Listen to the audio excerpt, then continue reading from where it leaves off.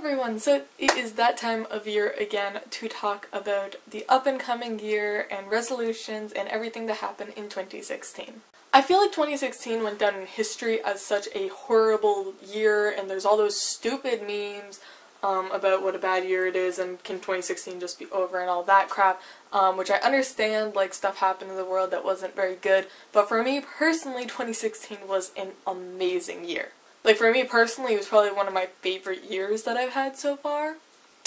For me, I had an amazing reading year, I had an amazing school year, I graduated high school, I moved off to college, friends, I made so many new friends and met so many people who were so important to me in my life.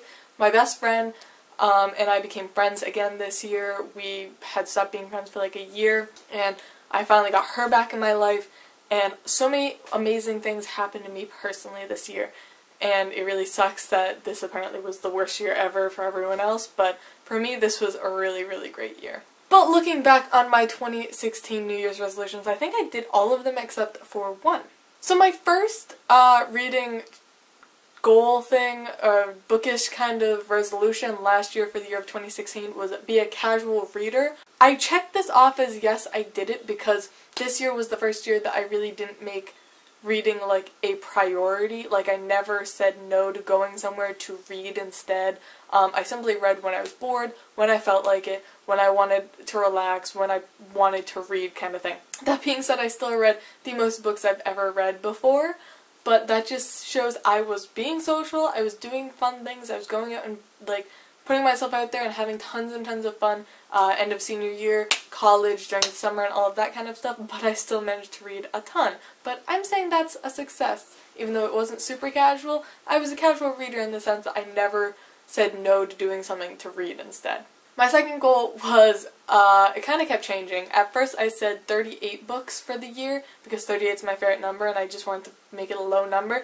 I passed that very, very fast. So then I made it 50, and then I passed that very fast. So towards the end of the year I made it 95, because the year before I read 94, so I wanted to read one more book than I read last year, which I succeeded, and I read 101 books in 2016, so success. The only challenge that I did not, or resolution that I did not accomplish, was the read 5 before you buy, mostly because I kind of just forgot about it after like a month.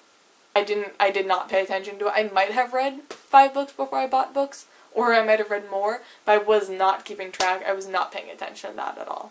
And my last two resolutions were personal ones, not bookish ones, and that was to save $10,000 before college, which I did, yay, because I spent way too much money in my first semester at college, so it's a good thing I had that much going into it, and then also to just have fun, which I definitely think I succeeded in. Again, this year was so incredible for me, so I definitely think I succeeded in those both. Now, I am going to look back on my year of 2016 in the sense of reading. This was inspired by Lala from Books and Lala, how she always does the different stats and stuff like that. I really enjoyed those, so I looked back at my year of 2016.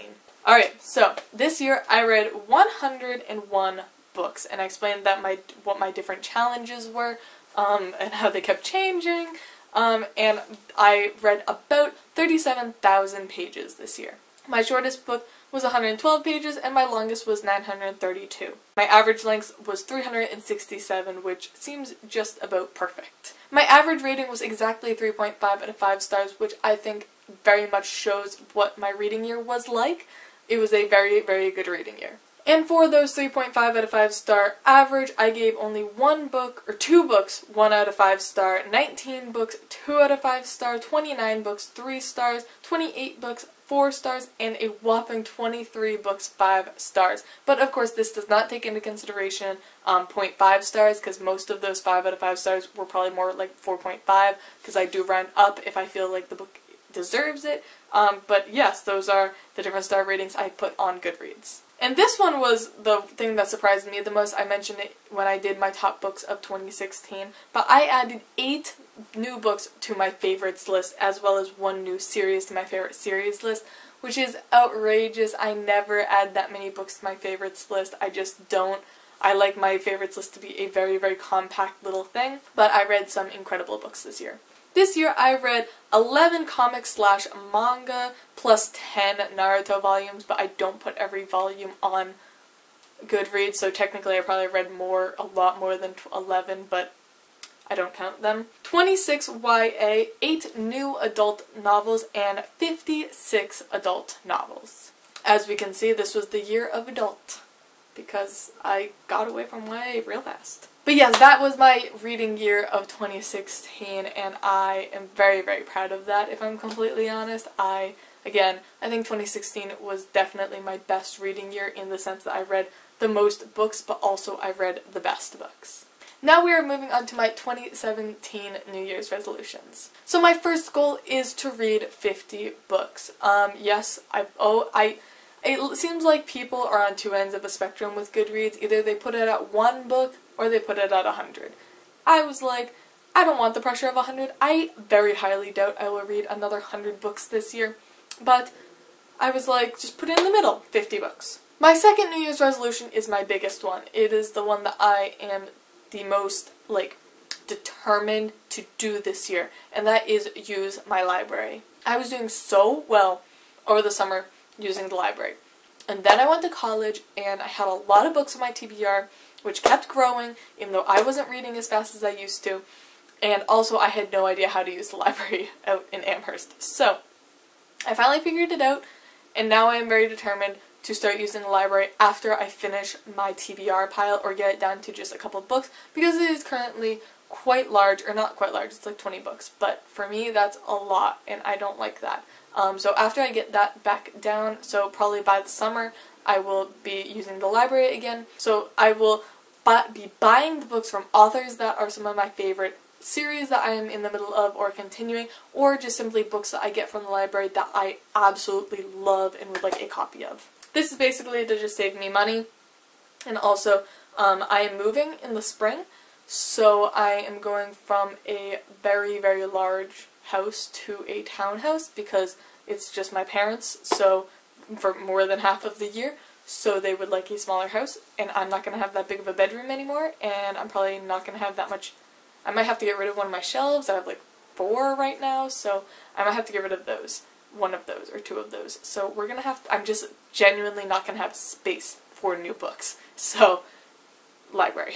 That kind of goes into my third resolution, which is save $13,000 by the end of the year. I always have a money goal. I know some people don't like talking about money, but I am a person who I really don't care. I work a lot.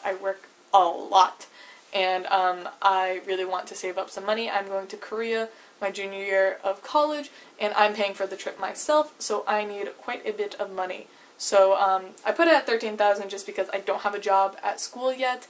I only work when I'm home, so hopefully I will be able to save that much, hopefully a little bit more.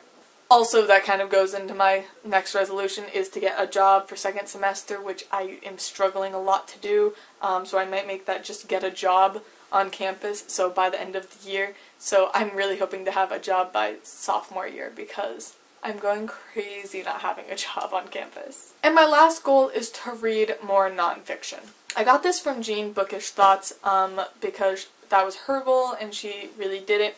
I don't think I'm going to be able to read that many nonfiction novels, but I definitely want to read more. There are a couple that I have in my head that I really would like to read, mostly books surrounding Haruki Murakami. Haruki Murakami has had a lot of biographies and interviews and books written about him and his world, and I really, really want to read those this year.